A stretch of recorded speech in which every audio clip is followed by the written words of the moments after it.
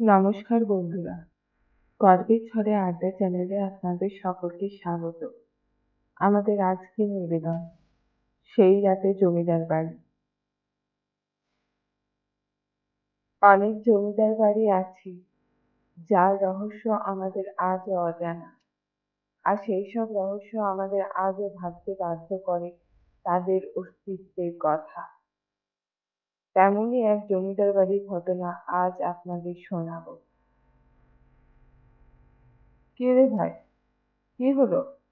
গাড়ি দাঁড়িয়ে নির্জন স্থানে থামালি কেন? সুমন জিজ্ঞাসা করে। সূর্য বলল, বুঝতে পারছি না, গাড়িটা স্টার্ট নিচ্ছে না। সুমন বলে, আসার আগে একবার সার্ভিসিং করিয়ে নিতে হতো। সূর্য বলে, এই তো গতকালই সার্ভিসিং করিয়েছি। ইতিমধ্যে শ্যামল বলে, অন্ধকারেও তো তেমন কিছু বোঝা যাচ্ছে না, কতদূর পৌঁছালাম? সব প্ল্যান ভেস্তে যাবে নাকি? মেঘ ডাকছে, মনে হচ্ছে বৃষ্টিটা নামাবে বলে। আজ আর গন্তব্যস্থল পৌঁছানো যাবে না, এবার সূর্যের জন্মদিন অনুষ্ঠানটা এই অন্ধকার নির্জন জায়গাতেই করতে হবে। একটু মুচকে হেসে বলল অভি। সূর্য বলে, সামনাসামনি কোনো ঘর বাড়িও নেই যে গিয়ে সাহায্য চাইবো। চল বাড়ি থেকে বেরিয়ে দেখি কিছু ব্যবস্থা করা যায় কিনা। এভাবে বসে থাকলে তো আর হবে না, বৃষ্টি নামাবার আগে কোনো না কোনো উপায় বের করতে হবে। এখনই সময় প্রায় রাত্রি ৮টা। সূর্য আর সুমন বাইরে বেরিয়ে গাড়ির বনেট খুলে দেখে ধোঁয়া বের হচ্ছে। সূর্য বলে, মনে হচ্ছে ইঞ্জিনটা খুব গরম হয়ে গেছে। এখন আমাদের কাছে দুটোই উপায়, এক গাড়িতেই রাত কাটানো, আর দুই হেঁটে এগিয়ে যেতে হবে গ্যারেজের উদ্দেশ্যে। সুমন বলে, এ কোন সমস্যায় পড়লাম রে বাবা, বাড়িতে অনুষ্ঠানটা করলে কি হতো? অভি উত্তরে বলে, আরে ছাড় তো বাড়িতে অনুষ্ঠানের কথা, একবার ভেবে দেখ, বাড়িতে থাকলে এরকম এক অজানা প্রতিকূল অভিজ্ঞতার পরিবেশ কখনো সৃষ্টি হতো না, যা চিরস্মরণীয় হয়ে থাকে। আজ রাত্রি 12টায় জন্মদিন অনুষ্ঠান হবে, আর সকলে খুব মজাও করবে।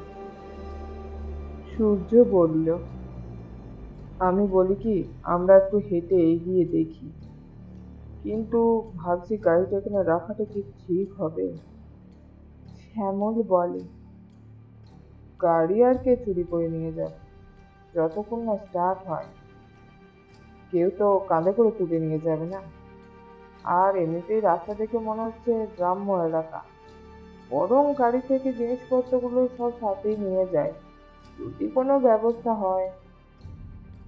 এরপর সবাই লাগেজগুলো সাথে নিয়ে গাড়ি লক করে হাঁটা দিতে শুরু করে।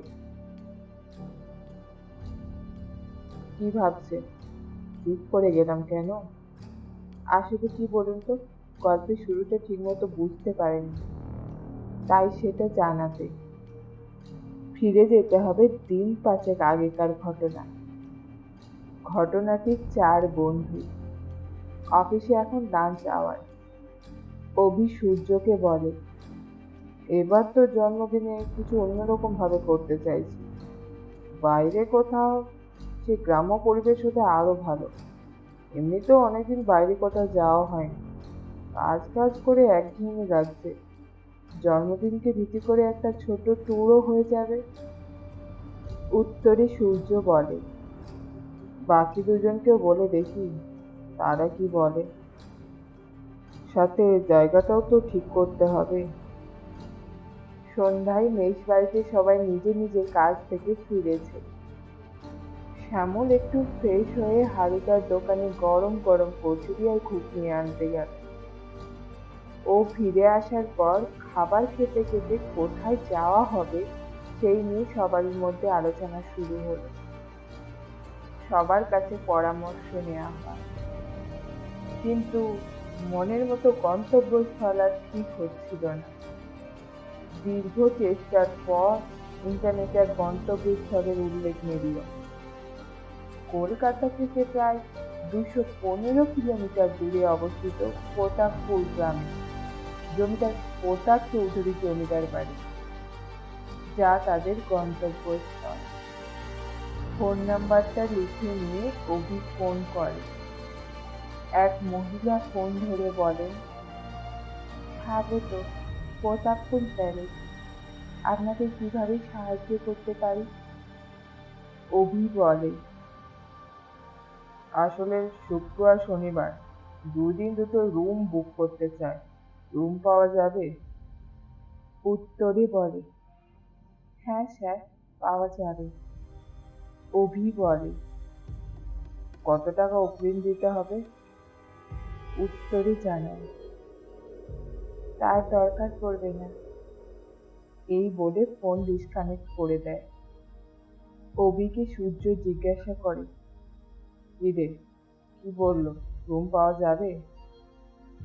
উত্তরে বলে, হ্যাঁ, কিন্তু সূর্য জিজ্ঞাসা করে, কিন্তু কি? অভি বলে, অগ্রিম টাকার দরকার নেই বলে ফোন রেখে দেয়। কিরকম আশ্চর্যজনক উত্তর। সুমন বলে, ভালোই তো, আমাদের রুম পাওয়া নিয়ে মতলব, এবার ব্যাগপত্র গুছানোর পালা। আর কি নেই সেগুলো নোট করে রাখতে হবে, যাওয়ার আগে কিনে নিতে হবে। পরের দিন তারা জমিদার বাড়ির উদ্দেশ্যে বেরিয়ে পড়ে। এইদিকে একজনে আসার জন্য এই জমিদার বাড়ি সেজে উঠেছে।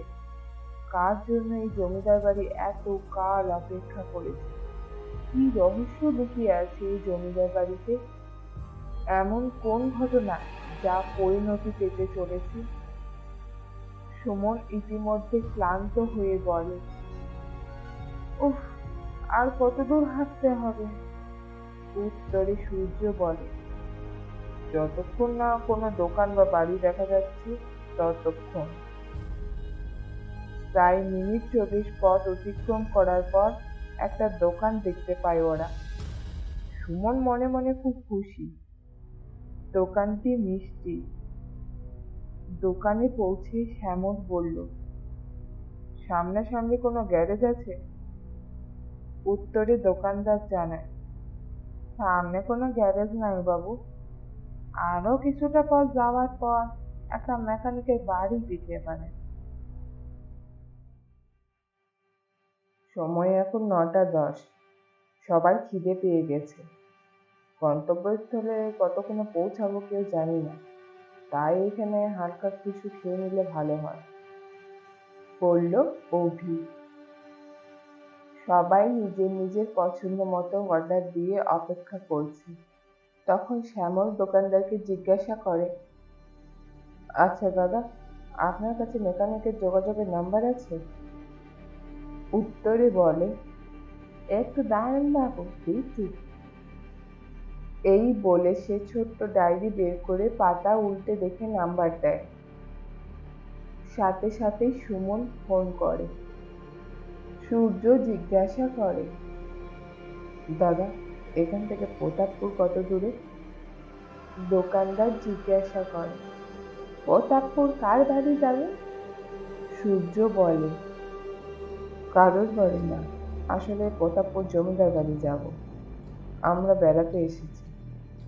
দোকানদার চমকে গিয়ে বলে, এত রাতে প্রতাপপুর জমিদার বাড়ি যাবে? অভি প্রশ্ন করে, এভাবে বলছেন কেন?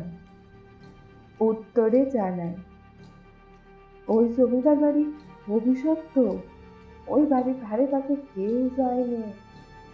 আর আপনারাও যাবেন না বাবু, ফিরে যান, ফিরে যান নিজের বাড়ি, ওখানে মৃত্যু অপেক্ষা করে। শ্যামল বলে, কি বলছেন কি? আমরা জমিদার বাড়ির দুটো রুম অগ্রিম বুক করে এসেছি। দোকানদার কাঁপা কাঁপা স্বরে বলে, এ হতে পারে না। সুমন বলল, কি হতে পারে না?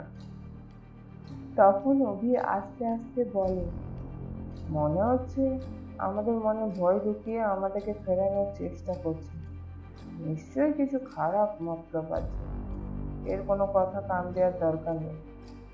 শ্যামল দোকানদারের উদ্দেশ্যে বলে, আপনি বলুন প্রতাপপুর কত দূরে আর কিভাবে পৌঁছাবো?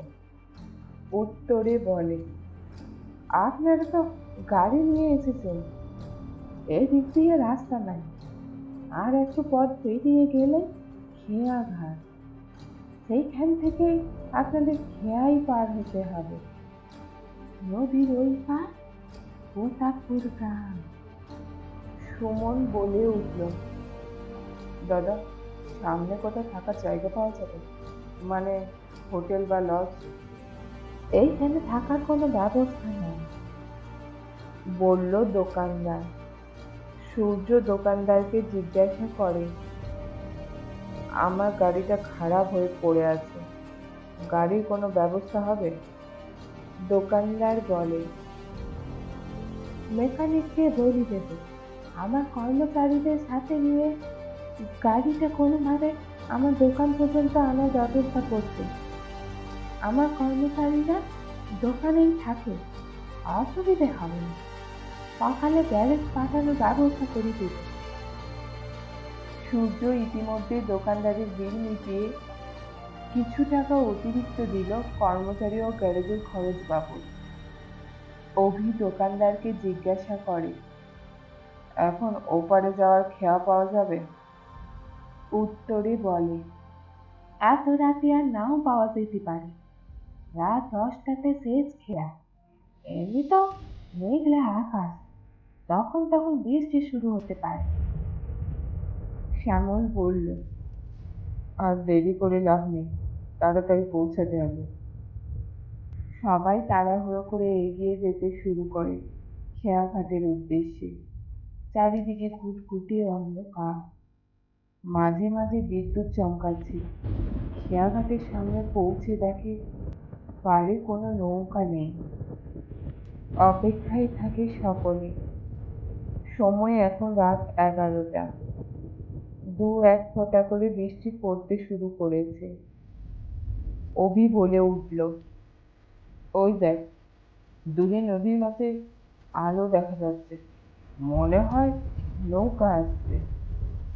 তা দেখে সবার মুখে হাসি ফুটেছে। মিনিট 30 পর ঘাটের সামনে নৌকা এসে থামে। সবাই দেখে অবাক, এক মহিলা নৌকা চালক। হ্যারিকেনটা মুখের সামনে আনতেই তার মুখখানা দেখে সবার চোখ স্থির হয়ে যায়। অপরূপ তার সৌন্দর্য, তার চোখগুলি কেমন যেন মায়া জালে আচ্ছন্ন।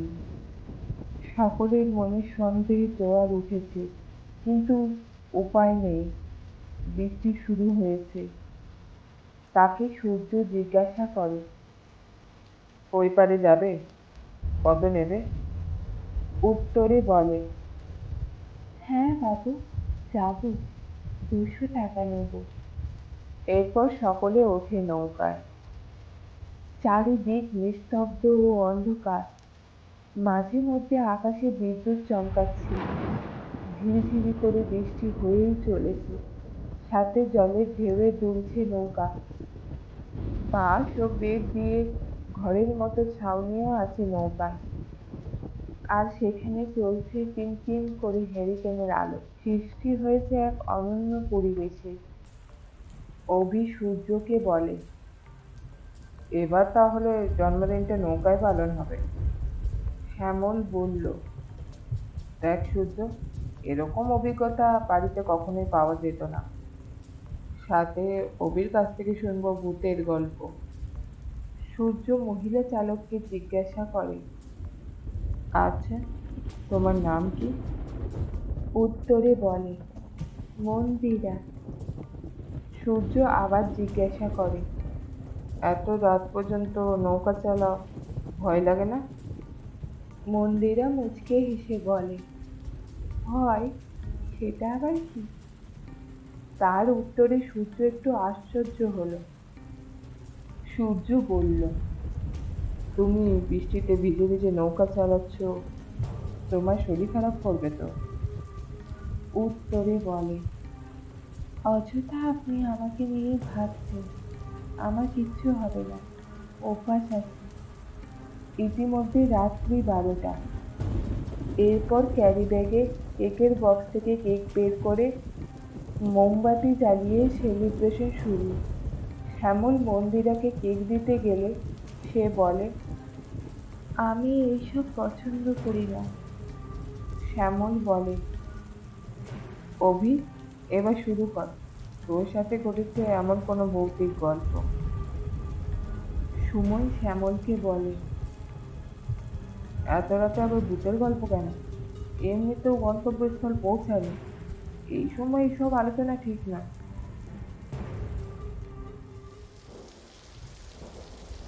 মন্দিরা তখনই বলে ওঠে, বাবুরা, দয়া করে আপনারা চুপ করে থাকুন, আওয়াজ করবেন না, এই জায়গাটা ভালো নয়। সুমন ভয়ে ভয়ে বলে, কেন? কথা বলে কি হবে? এই নদীর মাঝে কিসের ভয়? সে গম্ভীরভাবে বলে, সাবধান করার তাই করলাম, এরপর আপনাদের ইচ্ছে। বেশ ঘন্টাখানেক পর পাড়ে এসে পৌঁছায়। মন্দিরাকে টাকা দিয়ে অভি বলে, জমিদার বাড়ির পথ আমাদের জানা নেই, তার ওপর অত ঘুটঘুটে অন্ধকার, আমাদের হ্যারিকেনেরা আবার জমিদার বাড়ি পর্যন্ত পৌঁছে দেবে? আজ তুমিও তো বাড়ি যাবে। পিচ্ছিল কাদা রাস্তা ধরে এগিয়ে চলেছে সবাই জমিদার বাড়ির উদ্দেশ্যে। গ্রামের একেবারে শেষ প্রান্তে দেখা মিলল সেই জমিদার বাড়ি। তোমাকে অসংখ্য ধন্যবাদ, এই বলে সূর্য পিছন ঘুরে দেখে সেখানে আর কেউ নেই। অভি বলল, কি হলো ব্যাপারটা? মেয়েটা হঠাৎ কোথায় অদৃশ্য হয়ে গেল? ভূত নাকি? সূর্য বলে, চুপ কর তো, তোদের ফালতু কথাবার্তা বন্ধ করে এবার জমিদার বাড়িতে চল। রাত্রি হয়েছে অনেক, তার মধ্যে বৃষ্টি পড়ছে, আর তোদের এই ভুতুড়ে কথাবার্তা আর ভালো লাগছে না। কিন্তু সূর্যের মনেও যে মেয়েটার অদৃশ্য হওয়ার ব্যাপারটা আশ্চর্যজনক লাগছিল না সেটা কিন্তু নয়। তবু সব কৌতূহলকে চাপা দিয়ে সবাই জমিদার বাড়িতে প্রবেশ করে। প্রবেশ করার সাথে সাথে সূর্যের পুরো শরীরে যেন ঠান্ডা শিহরণ খেলে গেল। অতীতের কিছু চেনা স্মৃতি তার চোখের সামনে ভেসে ওঠে। হঠাৎ সুমনের কথায় তার ধ্যান ভাঙে। ভারী আশ্চর্যজনক ব্যাপার তো, এত রাত্রি হয়ে গেছে তবুও জমিদার বাড়ি এমন ভাবে সজ্জিত রয়েছে যেন কোনো উৎসব চলছে। ওখানে শ্যামল একজনকে জিজ্ঞাসা করে, কি ব্যাপার বলুন তো, এখানে কি কোনো অনুষ্ঠান চলছে? উত্তরে জানায়, বিয়ে হবে এখানে আজ। সবাই ভাবলো হয়তো বিয়ের জন্য কে জমিদার বাড়ি বুকিং করেছে। শ্যামল আবার জানতে চায়, আচ্ছা দাদা, রিসেপশনটা কোন দিকে একটু বলতে পারেন? উত্তরে জানায়, সোজা গিয়ে ডান দিকে। রিসেপশনে পৌঁছে দেখে এক সুন্দরী মহিলা বসে আছে। অভি বলে, আচ্ছা, ফোনে আমরা দুটো রুম বুক করেছিলাম। উত্তরে জানায়, আপনাদের রুমগুলো হলো সিঁড়ি দিয়ে উঠে বাঁ দিকে প্রথম দুটো ঘর। অভি বলে, আর কত টাকা লাগবে একটু বলে দিলে ভালো হতো, সেদিন তো কিছু জানা যায়নি। উত্তরে বলে, তাড়াহুড়োর কি আছে, আপনারা তো এখানেই থাকছেন, সকালেই না হয় এর হিসেব হবে। অভি একটু রেগে গজগজ করতে করতে বলে, ভারী অদ্ভুত তাই না? ফোনেও কত টাকা বলতে চাইছে না, এখানেও টাকার কথা বলছে না, কি চায় এরা? মনে হচ্ছে বড় কিছু কর্মী আছে। কিন্তু এতদূর জার্নির পর সারাদিনে এত ক্লান্তি আর বেশি কিছু ভাবার মতো ক্ষমতা কারোর মধ্যেই ছিল না। সবাই ভাবছিল এবার বিছানাতে শুয়ে পড়লেই শান্তি। শরীর যে আর কারুরই চলছে না। সূর্য আর শ্যামল এক রুমে, আর তার পাশের রুমে সুমন আর অভি। রুমে প্রবেশ করে তারা কোনোরকম ব্যাগপত্র রেখে আর জুতোটা খুলেই বিছানায় শুয়ে পড়ে। শোয়ার সাথে সাথে সবাই ঘুমিয়ে পড়ে।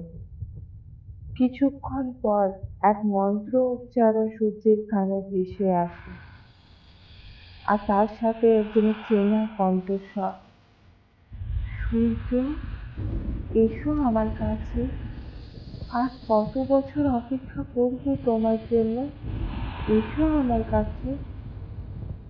যেন বহু যুগ ধরে তার এই কণ্ঠের সাথে সূর্যের পরিচয় আছে। সূর্য মন্ত্রমুগ্ধ হয়ে তার এই কণ্ঠস্বরের টানে উঠে বসে। বিছানা থেকে নেমে আস্তে আস্তে তার কণ্ঠস্বর অনুসরণ করে এগোতে থাকে। শেষে এক যজ্ঞকুণ্ডের কাছে পৌঁছায়। সেই যজ্ঞকুণ্ডের পাশে বসে আছে বধূ বেশে এক নারী। একটু সামনে যেতেই দেখে এ তো সেই মেয়ে যে তাদের নদী পারাপার করিয়ে জমিদার বাড়ি পর্যন্ত পৌঁছে দিয়েছিল। সূর্য বলে, আমি বুঝতে পারছিলাম শরীরটা যেন কার বশে বশীভূত হয়ে পড়েছে, যেন আমাকে অন্য কেউ চালনা করছে। আমি সব দেখতে পাচ্ছি, বুঝতে পারছি, কিন্তু কিছু করার ক্ষমতা আমার মধ্যে আর নেই। এক পা করে আমাকে তার সাথে 7 পাক ঘোরানো হচ্ছে। এসব কি হচ্ছে? আমার বিয়ে ওই মেয়েটির সাথে, কিন্তু কেন? কিছুই বুঝতে পারছি না। কোন মায়াজালে আবদ্ধ হয়ে পড়ছি আমি? এরপর তাদের সিঁদুরদান সম্পন্ন হয়, আর তার সাথে সব মায়াজাল ছিন্ন করে ভেসে ওঠে এক ভয়ঙ্কর আর্তনাদ। আর তার সাথে সাথে সূর্য আবার নিজের মধ্যে ফিরে আসে। পাশে দেখে ওই মেয়েটি আগুনে জ্বলছে। সূর্য আগুন নেভানোর বহু চেষ্টা করে, কিন্তু কোনো লাভ হয়নি। আগুন জ্বলতে জ্বলতে ওই মেয়েটি তাকে বলে, আজ আমাদের ভালোবাসার স্বীকৃতি পেল। আগের জন্মে জমিদার প্রতাপ চৌধুরী মানে তোমার দাদা আমাকে পাওয়ার জন্য তোমাকে মেরে ফেলেছিল, আর আমাকে জোর করে বিয়ের মণ্ডপে বসিয়েছিল। আমি সেই যজ্ঞের আগুনে নিজের প্রাণ বিসর্জন দিয়েছিলাম, আর আগুনে জ্বলতে জ্বলতে বলেছিলাম, এই জমিদার বাড়িকে আমি অভিশাপ দিলাম, এখানে কারোর অস্তিত্ব থাকবে না। যেভাবে আমার ভালোবাসা শেষ হয়ে গেল, সেভাবে এই জমিদার বাড়িও শেষ হয়ে যাবে। যেদিন অমর চৌধুরীর হাতে আমার সিঁদুরে সিঁদুর উঠবে, সেই দিনই এই জমিদার বাড়ির অভিশাপ মুক্ত হবে, আর তার সাথে আমারও মুক্তি হবে। সেই অমর চৌধুরী এই জন্মে তুমি। এতকাল তোমার অপেক্ষায় ছিলাম আমি। তারপর সব কিছু হাওয়াতে মিলিয়ে যায়। সজ্জিত জমিদার বাড়ি এক পোড়ো বাড়িতে পরিণত হয়। ভোরের আলো ফুটলে সূর্যের বাকি বন্ধুদেরও ঘুম ভাঙে। রাতে যা কিছু হয়েছে তা সবই ওদের অজানা। ওরা একটু অবাক দৃষ্টিতে চারিপাশটা দেখে। ওদের মনে হাজারো প্রশ্ন উকি দিচ্ছিল।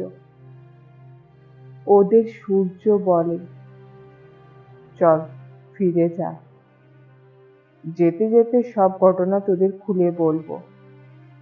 তারপর তারা বিদায় নিল সেই জমিদার বাড়ি থেকে।